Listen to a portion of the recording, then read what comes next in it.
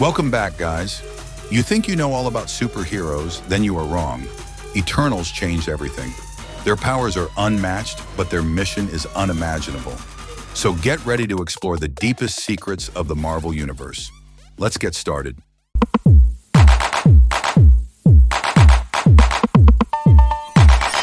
In the beginning of the film, we see a celestial being, also known as a heavenly alien, named Arishem, who first created the sun and then the universe, from which light began and our Earth grew. But then some extraordinary deviants appeared from deep space, also known as strange creatures, who came to Earth and filled their stomachs by eating humans and animals. In this film, we first see a scenario from 7,000 years ago in which some ancient humans are catching fish, and then the same odd creature emerges from the water and attacks them. Those deviants used to hunt mankind, and after eating the man, they moved on to the child, and then an eternal being appeared on Earth, sent by Arishem to save people from these deviants. He was an extremely powerful Eternal who could kill these bizarre animals by releasing laser light from his eyes and fly into the air. When Icarus kills a creature there, many other creatures appear, and eventually all of the Eternals arrive on Earth and kill all of the weird species. After seeing the Eternals, the humans became afraid, and an Eternal named Druig possessed everyone's minds. It had the ability to govern and manipulate people's minds in its own way, and the Eternals extended a hand of goodwill to them. Following this, they began to live with humans on Earth, acting normally and contributing to the advancement of technology. They used to fight a lot among themselves, but Druig could sometimes control their minds and stop them from fighting, but the head of all the Eternals, Ajak, forbids him from doing so due to the Celestials. The leader had dispatched them all to save humans and grow their population, and aside from that, he had forbidden them from getting engaged in anything else. But Druig refused to listen. Now, after hearing Druig's comments, Ajak declares that all Eternals are free as of today. She assures them that they can go wherever they choose and live their lives as they wish. Everyone now leaves this city, and we are shown the present scene where it has been 7,000 years since the Eternals came to this world, but the age of the Eternals has not increased much. Then we see an Eternal, Circe, who used to teach children in school. Due to her being late, her friend was taking care of all those children. Then Circe comes there. She thanks her friend for managing the children for so long. Now, as soon as Circe's friend leaves from here, after his departure, there is an earthquake. Then a statue built there was about to fall on Circe's student, but Circe turns that statue into sand with her power, because Circe had the ability. She could turn any metal thing into sand. Now at night, Circe goes to a club with her friend. There we see Sprite Eternal, who had this availability. She could easily come in anyone's form, but Sprite, whoever touched her body, light began to emanate from her, resulting in Sprite's single status for 7,000 years. Circe is seen enjoying her friend's birthday at the club. Circe's friend knew a few things about her, including the fact that she is a magician and very old. They were discussing on the way when a beast appeared and began attacking Circe's pal. Circe then uses her magic to freeze the creature's feet in the earth. Circe's friend asks her to explain what this thing is. Circe informs him that this is a beast.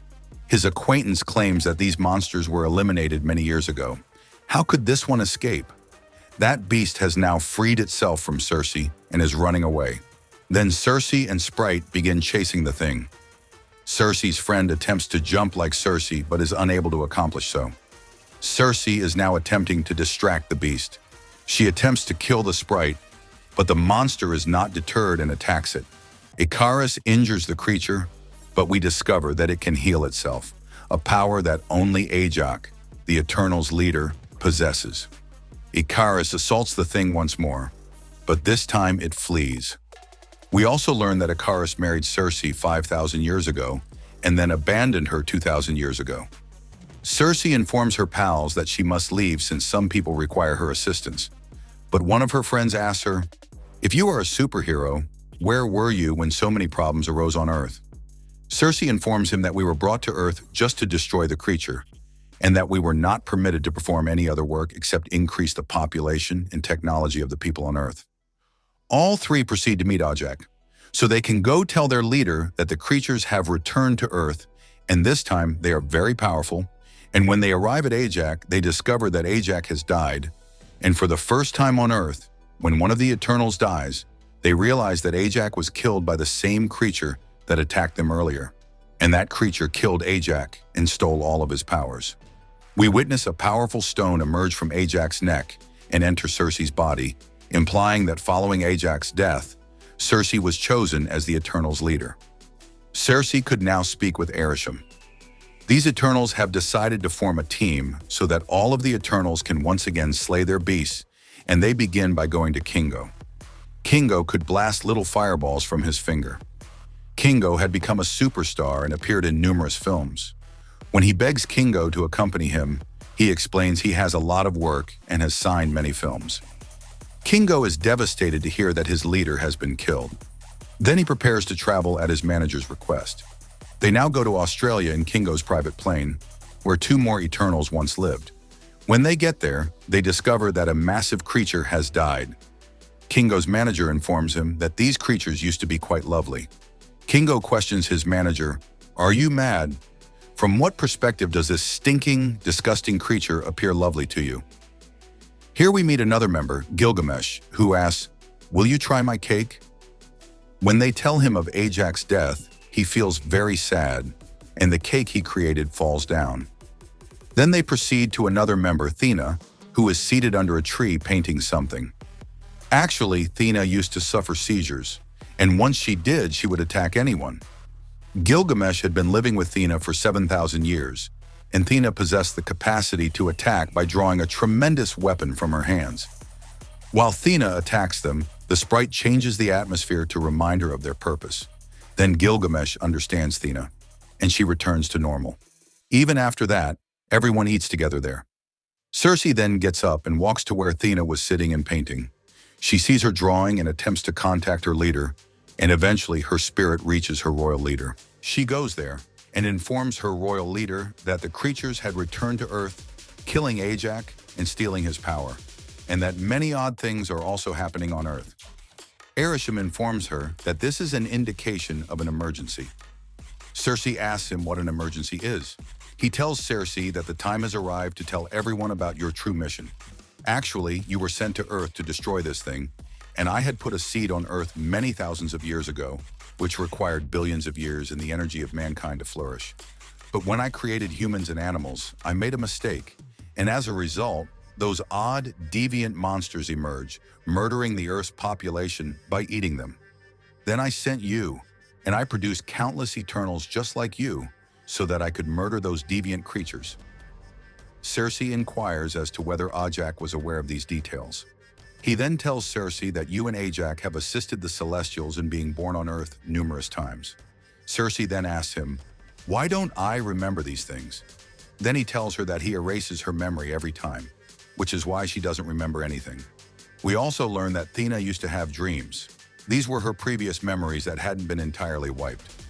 Cersei has now returned to Earth and shared all of her newfound knowledge with her teammates. Everyone is astonished when they hear this. Cersei informs them that we must save mankind and prevent this emergency from occurring.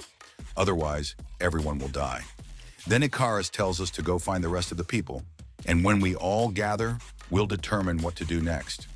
They now travel to Druig's former home in the Amazon jungle and tell him everything, but Druig is unwilling to accompany them, and then many creatures are currently attacking them there. Kingo fires from his finger with his skill. Sprite attempts to save Kingo's manager. Now Ikaris is fighting a beast there. Then the beast knocks Ikaris down and murders him. He attempts to take the powers, but Gilgamesh reaches out and delivers a powerful punch with his hands. Gilgamesh had the capacity to wield his hands like a tremendous hammer. Cersei transforms any creature that attempts to attack her into a tree. On the other hand, when this creature attacks Thena, Gilgamesh saves her, but the beast commander kills Gilgamesh and absorbs his powers. While leaving, he tells Thena to remember him. After this, Cersei and Ikaris go to another member of theirs, Phastos. Phastos tells them, "I live with my family and cannot come with you," but then he quickly agrees and gets ready to go with them. Now all the Eternals go to Iraq, where their spaceship was underground for 7,000 years. When they go inside their spaceship, Makkari is already present there. Makkari was their member who could not speak, but could run faster than electricity. Then Festos creates technology that allows all the Eternals to stop that emergency using their powers. He tells them that if creatures can use our powers, we can too. Festos possessed this skill. He was an excellent engineer who helped mankind progress technology. Cersei's locket starts to sparkle. Cersei believes that an emergency is about to occur. Festos orders Makkari to go find out where the emergency is going to occur. Makkari now travels the world to discover where the emergency will occur. Then Ikaris destroys Festos' technology machine. This reveals that Ikaris killed Ajax. Ajax also wanted the situation to end since she had begun to develop feelings for people. That's why Ikaris also killed Ajax. When Ajax told Ikaris that an emergency was approaching and that we needed to collect all of the Eternals to inform them, Ikaris Ajax was put in front of those beings who killed Ajax and stole his powers. When Ajax died, Ikaris left him at his home. When these people ask Ikaris why, he tells them that my life is given by arishem, and if you have to murder me, I will kill you. After saying this, Ikaris leaves and Sprite follows him. Now Kingo was about to depart. He says that we can't do anything without Ikaris' support, and after expressing all of this to Kingo, he leaves as well. Now when we three and the rest of the Eternals who were left there were unable to halt the emergency, Festos informs Cersei that the forces within you can unite you and Arishem.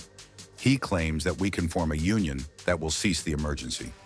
Now he takes Cersei's stone and forms a band from it, and they return to the same location with their spaceship where the emergency was about to begin. Both Ikaris and Sprite were watching the emergency, and the rest of the Eternals arrived to halt it. A very large celestial being, which was extremely dangerous to the world, was ready to emerge as a result of the situation. With their bands connected, they can use their abilities to end the emergency. Then Ikaris takes up the druid and throws it back. Seeing all of this, Makkari shouts and beats Ikaris so severely that Ikaris has not endured such a pounding in 7,000 years. Cersei assures Festos that he will try to end the situation alone. Festos responds, "Okay, you try to stop it. We will try to stop Ikaris." Now the remainder of the Eternals are fighting Ikaris. The monster's commander has arrived as well. Makkari forms a large circle around him, but he captures Makkari and attempts to seize his powers. Then Festos strikes him, causing the creature to fling Makkari away and become stuck in a tunnel within the mountains. Then Festos connects Ikaris to his technology. Sprite, on the other hand, strikes Cersei with a knife and declares that he does not wish to rescue human life as Cersei is preventing the emergency. "I've been on Earth for 7,000 years and have never known what love and family are." Then Druig appears and attacks Sprite on the head. On the other side, we see Thena, who is plagued by memories of the past, and that thing is attempting to steal her power, but Thena regains consciousness and uses her strength to construct a very dangerous weapon, breaking that creature into pieces. We can see that the situation had begun, and Celestian's hands were slowly emerging. Just then, Cersei was attempting to stop the Heavenly with her power, and Ikaris was freed and went to Cersei to die. But he began recalling his time with Cersei, and Ikaris joined him and assisted him in stopping the emergency. Now the emergency has ended, and that Celestial and that destined Celestial are slain before they are born. And Ikaris sees Cersei for the last time before disappearing by taking himself to the sun. When Makkari sees Druig, she feels overjoyed and hugs him. Cersei, on the other hand, informs Sprite that the power of the Celestial is still present within me. "If you want, I can cure you, but you will become a human and die one day," to which Sprite responds, "Yes, I am ready."